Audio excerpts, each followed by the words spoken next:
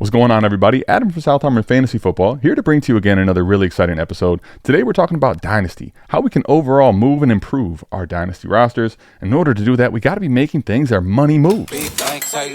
Everything about the situation, the player, and what I can project for that fantasy football outcome in 2025 is arrows way up. However, the current situation as far as price is not reflective of anything other than flatlined. Normally at this time of year when we're going into the NFL draft, we're going to be talking about what kind of players you should be targeting in this 2025 class. And don't worry, we'll be getting into plenty of those. But for now, we're actually talking about a player that was in last draft, the 2024 draft. And let's just admit it. Let's come out and say it. Let's call it what it is. Odunze laid an egg for our teams in 2024.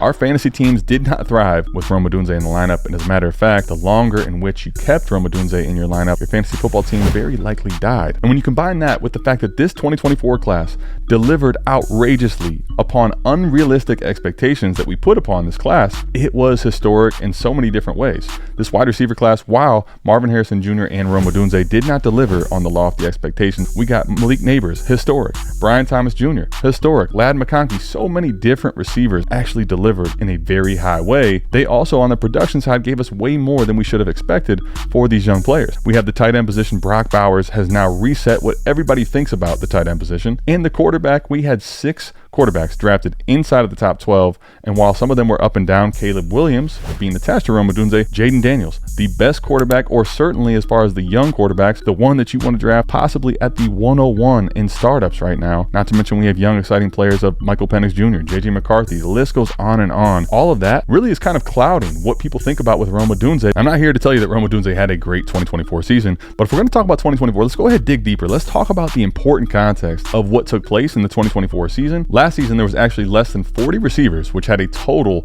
target volume of 100 or more. The Chicago Bears, obviously, we have DJ Moore, and then we had Keenan Allen. We already knew this guy was a target hog, and very likely that was going to cap and limit some of the upside Odunze had as far as his overall target volume and probably make it a little more inconsistent. Well, that kind of is what came to fruition as far as the targets go, so shouldn't really be any surprise there. When we take a look, DJ Moore was 140 targets overall for the season, and then we have Keenan Allen, while missing 2 games, actually earned 121 targets. That puts him at wide receiver 17. Then you have Odunze, wide receiver 33 as far as targets go, with 101 targets. Cutting that into targets per game, right? So Odunze basically cuts out, because he played the entire season, at roughly 6 targets per game. That is actually better than a lot of people think. However, not overly impressive. You take a look now, Keenan Allen and DJ Moore at 8.1 and 8.2 targets per game in this offense last season. Those were 16th and 18th in the entire NFL, considering the fact that Odunze actually still earned over 100 targets. There's basically been very few scenarios where teams have put out 3 receivers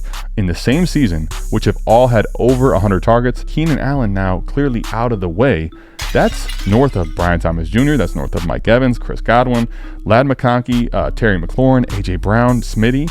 Those are elite level targets, and obviously when Keenan Allen is earning targets at that type of a clip, it's going to affect the overall distribution of targets as far as it goes to Odunze. Having a young quarterback in Caleb Williams as a rookie with this shitty offensive line, a poor play calling offensive coordinator, there was a lot to not like about the Bears offense. While that's obviously the case, a lot of that's not very likely to breed and yield very good fantasy results. When we take a look, all those targets, right? 140, 121, and 101. Not a single 1,000-yard receiver amongst 2 very proven wide receivers in DJ Moore and Keenan Allen, and 1 wide receiver in Odunze that had a ton of talent. So you mean to tell me that it was a shitty situation that yielded shitty results? Well, listen, you don't have to be a rocket scientist. You don't need to have some kind of advanced degree to figure that type of shit out. While that's the case, some surprising metrics in the situation and the stats overall from Odunze from 2024 that I think are really impressive, that we should be looking to improve even on in 2025. And those things are,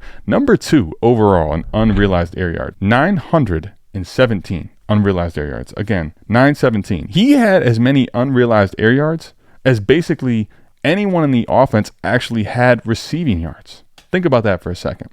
He also was number 11 in the entire NFL at the receiver position as far as deep targets and ADOT. His ADOT was 13.8. His deep targets, he had 23. Essentially, when Caleb Williams was looking for him, he was trying to find Odunze as the big play. And the big play waiting to happen was always waiting to happen. It very rarely detonated because his catchable target rate, number 98 as far as all receivers go in the NFL, 58.4% of the targets going his way were even catchable, right? That doesn't mean that he actually caught it. That means that a target going his way, 58% of the time, it was something that he had the opportunity, something you could even deem as a catchable target. One of the things, though, that is positive throughout all this, his red zone targets. He had 18 targets. He caught 7 of them, right? So he had 7 catches there.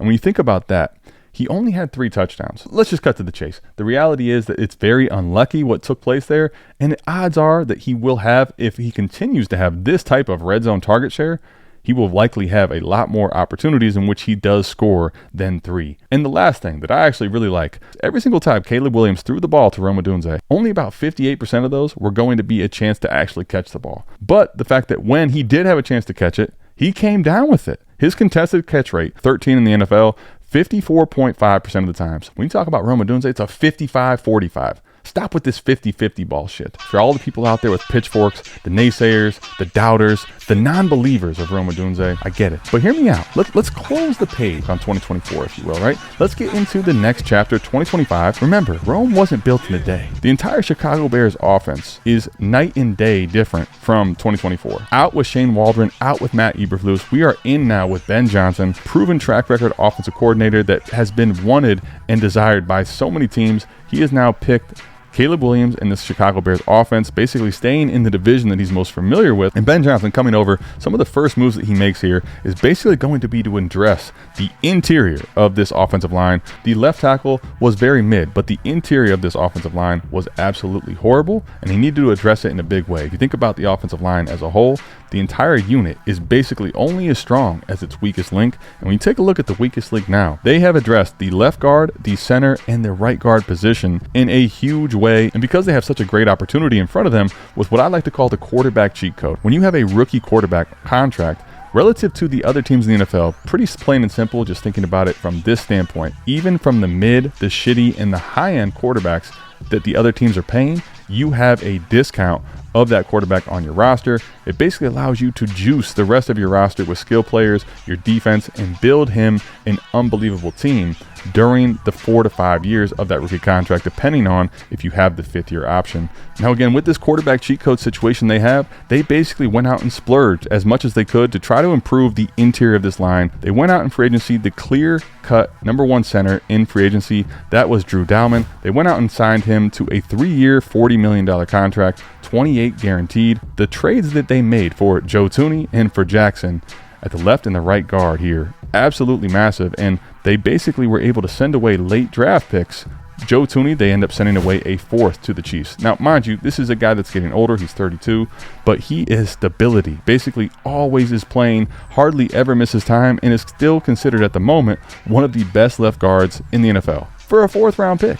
Now, the reason they were able to do this and swindle this, again, the Chiefs are in a position with that Patrick Mahomes contract trying to figure out how they're going to build the rest of their roster and get their salary down when they have the opportunity to.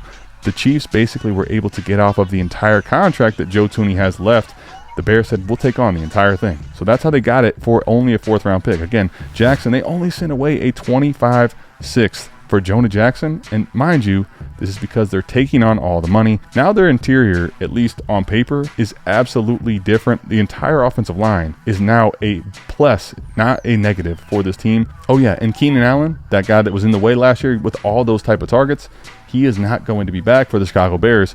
Just some simple math, okay? Keenan Allen missed 2 games, and I know, again, small sample size, but taking a look at those 2 games, week 2 and week 3, very early on in the season, take a look at Rome Odunze's target share over those 2 weeks, 8 targets in those 2 weeks per game. But when you just think about Rome Odunze looking at 101 targets to go to 121 targets, that's basically not even projecting Rome Odunze to take a big leap. Obviously, some of them are going to have to go Rome Odunze's way. I'd say, honestly, that's probably being conservative, saying that only 20 targets are going to go to Rome Odunze. I think there's a very clear and obvious scenario where DJ Moore is the one on this offense, and most teams are going to give DJ Moore still the respect of being the true one in this offense, which is going to leave Rome Odunze a totally different scenario as far as the overall coverage he's going to be facing, the type of corner that he's going to have to deal with, and then on top of that, what? Rome Odunze could go in the slot, he could go outside, he can do all these type of things where when him and Keenan Allen are on the field together, you're probably not going to do anything other than put Keenan Allen in the slot. Ben Johnson is going to have a huge say and opportunity here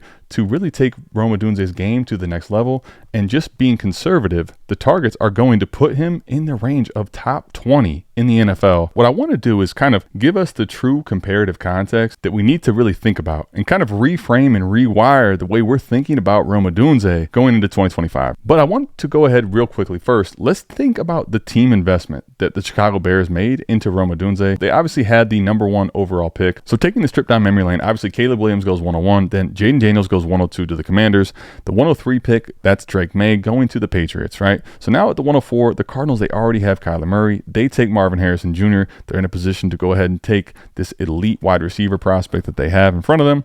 The 105, the Chargers, with all the pandemonium and shift up that they have done, right? Keenan Allen now is in Chicago thinking about all this. They have so much to do as far as the passing weapons go. Their passing weapon is the tackle, Joe Alt, baby. Joe Alt, delete at the 105. Then Malik Neighbors is the pick of choice for the Giants at the 106. And when you think about that, they had shitty quarterbacks. And Danny Dimes, they had no solution there. Doesn't matter. Then you go to the Titans. They still believe in Will Levis, or they want to see what they have in him. They take J.C. Latham, the left tackle. This almost was exactly like all the mocks look up until this point, until Atlanta Falcons now, they totally shake things up. Nobody sees them taking at 108 Michael Penix Jr., a quarterback after they just paid Kirk Cousins in free agency a healthy bit of money. But not just that, right? Kirk Cousins, if you don't remember, he kind of came out and spilled the beans, if you will. Basically acknowledged that there was tampering because he couldn't keep his damn mouth shut. And because of that, cost the Atlanta Falcons some draft capital, right? A 5th round pick. Not just Michael Penix goes at the 108, but you see here the 11th overall pick, the Vikings, which it's been talked about that the Vikings, letting Kirk Cousins go to the Atlanta Falcons, they want to move up, and they can probably try to get a quarterback in this class if they have the opportunity to, given that they have this 11th overall pick, which they've already moved up a little bit to be in a better position to go get what they want, a QB. Now, we know here that they get at the 10th overall pick, they make this exchange with the Jets for J.J. McCarthy. That means inherently that you can almost guarantee they're obviously calling up to the Bears at the 9th overall pick and very likely offering something similar, if not possibly slightly more, to get this done. So the Vikings are obviously coming up to get a quarterback. The Bears told them no because they wanted to make Rome Odunze their receiver for the future. And basically by doing so, when you take a look at the trade that they went down with the Jets, they left on the table a free 4th round pick as well as a 5th and 6th round swap that the Jets made with the Vikings to move up one selection. Now think about this. The Falcons actually were given a call by the GM, Ryan Poles, of the Chicago Bears. He wanted to move up. Not only was he willing to sit there at the 9th pick and say, no, we're not letting someone trade up and get this pick from us, even though we're probably going to be in a position at 10 or 11 to draft the receiver that we still want in Rome Odunze. We're not even risking it. We're not taking the free 4th. They were willing to go up to 8. Go ahead, and if you don't believe me, let's go ahead and take a look at this call. Mine's called Terry, right? Father? Mine's called Terry. Just to see. You can see, yeah, but I just don't. Do you feel like you need that? I think they take Murphy.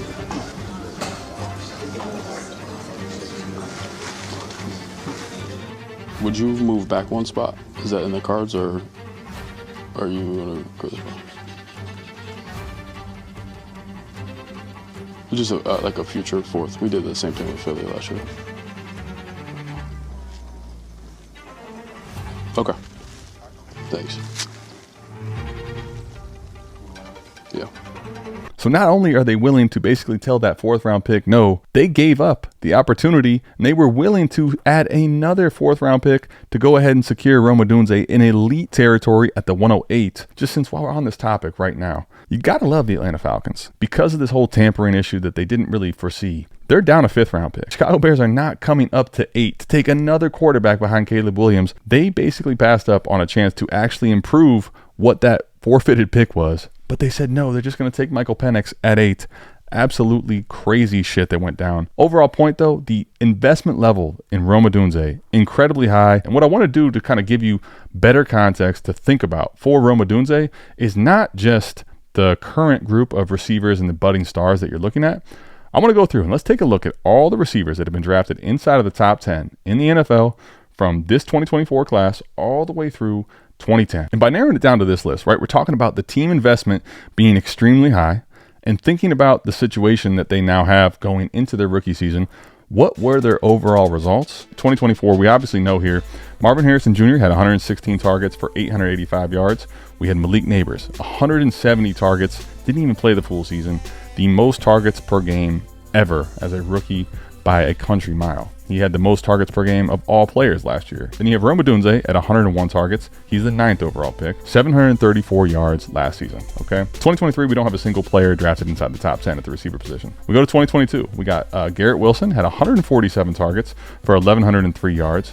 We have Drake London had 117 targets for 866 yards. 2021, we got Devontae Smith, and we also have Jalen Waddle. Jalen Waddle was 140 targets. Tua just force-fed him the football. He got just over 1,000 yards, 1,015 yards. We have Devontae Smith. Smitty had 104 targets in his rookie season for 916 yards in 2021. And of course, the elite wide receiver season of Jamar Chase, 128 targets, 1,455. 2020, 2019, and 2018.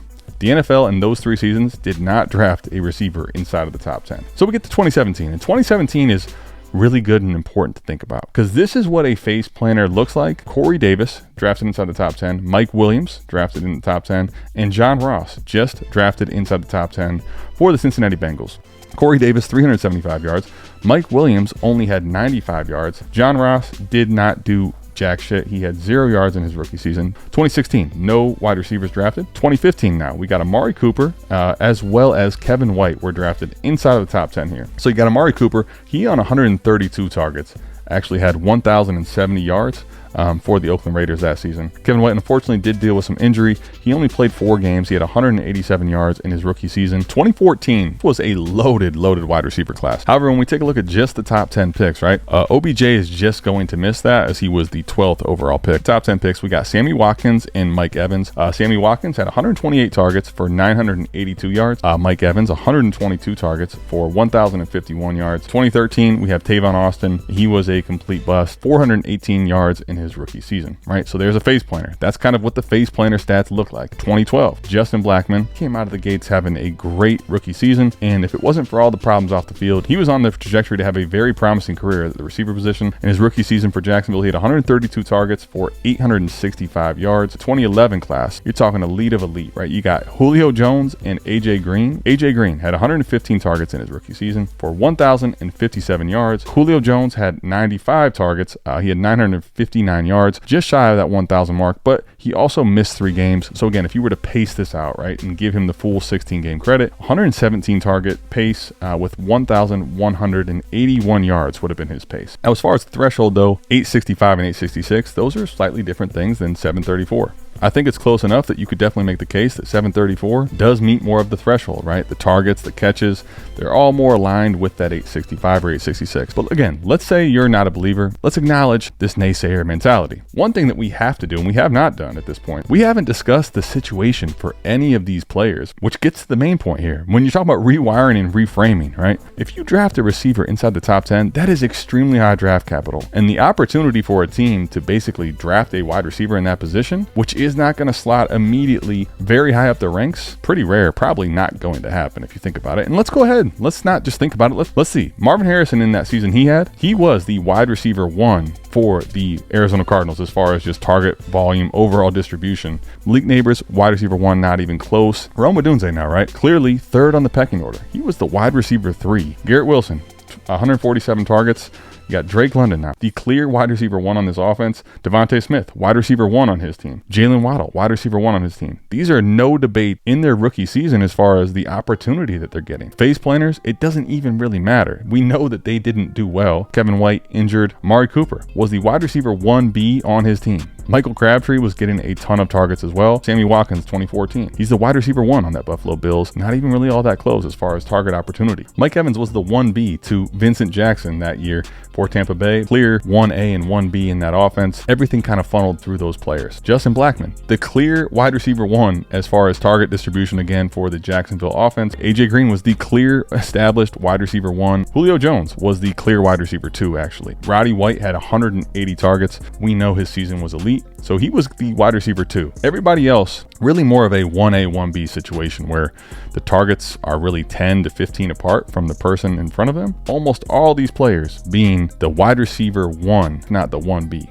Nobody in this situation, there's never been anyone of recent memory, and probably that we can ever think of, that's been drafted as a top 10 player like Rome Odunze's had. He was the 3rd overall option on this team. And we think about the threshold for that. The threshold for a wide receiver 3 on their offense that drafted this highly, he's the top of the list. He's the only person. We don't have a top 10 option to think about, but think about Jackson Smith and Jigba last year. This is a guy that was drafted 20th overall, so not the same level of draft capital. JSN for this team in his rookie season, he got 93 targets relative to the pace of 101 for Rome. Pretty similar target pace and target opportunity. 628 yards versus 734 yards. So Rome actually, although it was a worse situation, had more yardage and got slightly more targets. That was part of why JSN's price was deflated. Although he was not quite as highly valued as Rome Odunze is currently, there's a big reason for that. JSN going into this season for the Seattle Seahawks, Tyler Lockett was brought back. He was signed on a contract, and you had DK Metcalf still there. There was a lot of people that were kind of panicked and overall saying, JSN just has not met the thresholds. We think back to then. Yeah, when have you ever seen a receiver that's this talented, drafted even for him in the top 20 in the immediate future, going to be potentially 3rd on the pecking order? And the situation here now is what's crazy. This is why this is such a screaming buy in totality. We already know Rome Odunze is the clear number 2, if not potentially battling DJ Moore, 1A, 1B, if you will. Not to mention the situation's better. Not to mention the play caller is not shit anymore. We know Ben Johnson has a much better history than we did with Shane Waldron. Everything is in order for a Rome Odunze absolute breakout and takeoff. Again, there's no receivers in this 2025 class of consequence outside of Travis Hunter if they make him kind of a full-time receiver that can even be in the same breath as Rome Odunze talent-wise. You want to hear about what Rome Odunze's price is? It's actually pretty palatable. Rome Odunze in a pretty decent dart throw in this class of 311 that you get for the 109 and the 206 in a tight end premium league. And I think right now TJ Hawkinson's one of the few tight ends that actually has a chance to finish extremely highly this year. But even if it's a full tight end premium, the 302 in TJ Hawkinson or Rome Odunze, I'm willing to kind of get off of the tight end position as it is. I will take the Rome Odunze side of that trade as well. Rome Odunze and Pat Freiermuth versus Isaiah Likely in the 106. Realistically, I don't see much difference between Muth and Likely, but I'll take Pat Freiermuth straight up. So you're telling me right now Rome Odunze are the 106? I'm easily taking Rome Odunze versus the 106 in this class, especially considering this is not really liquidity anymore, right? The 106 is going to turn into a player, and a player in this class at the 106 right now with what we know, a lineup start 10 league, right? A dynasty lineup start 10 league. I know Fizz is going to hate this, and I don't care, Fizz. Jordan Addison, all I got to do is attach the 210 onto Jordan Addison. Give me Rome Odunze easily in this scenario. And here's a spicy one, because I know people really love Brian Thomas Jr. I will pack BTJ's things. You guys can have the upside of what BTJ brings, and don't sleep on Rome Odunze being right back in the same conversation as BTJ after this 2025 season. But if I'm in a lineup league starting 11 players and someone's willing to send me the 103 and Rome Odunze for my Brian Thomas Jr., now that's a money move. Let me know what you thought of this video down in the comments, and if you found this useful and actionable, make sure you go down, hit that subscribe button, hit that like button. We'll see you back here next time for ATM's Money Moves.